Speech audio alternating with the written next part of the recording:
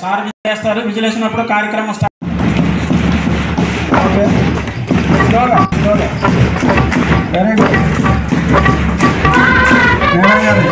వేదిక మీద కొట్టాలి మీరు.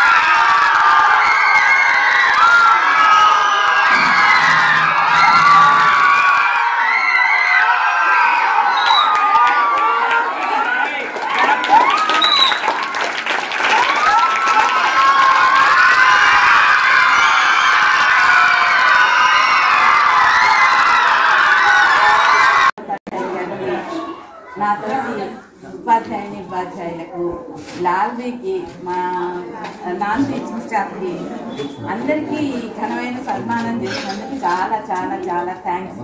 పిల్లలందరూ చాలా సరదాగా సంతోషంగా ఉన్నారు కదా. ఇవాళ చదువులో కూడా అంత యాక్టివ్గా ఉండాలి మనం, తెలిసిందా?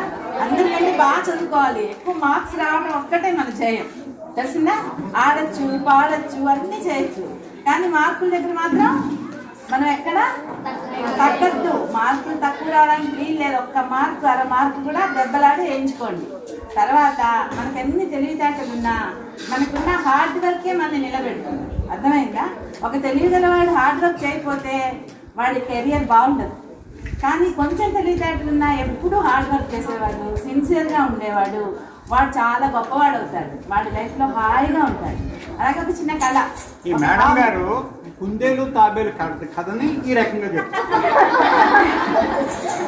సరే, రాబిట్ టాటా ఇస్తుంది కదా, అదేమో రన్ చేసేసి నిద్రపోతుంది, ఆ స్టోరీ కాదు. ఇది కరెక్ట్ నేను చెప్పింది, అర్థమైందా? ఓకే, కరెక్ట్గా చదవండి. ఇప్పుడు ఒక విషయం ఇంగ్లీష్ గురించి చెప్తాను. ఇంగ్లీష్ మొత్తం వరల్డ్ లాంగ్వేజ్, అది విండో ఆఫ్ ద వరల్డ్.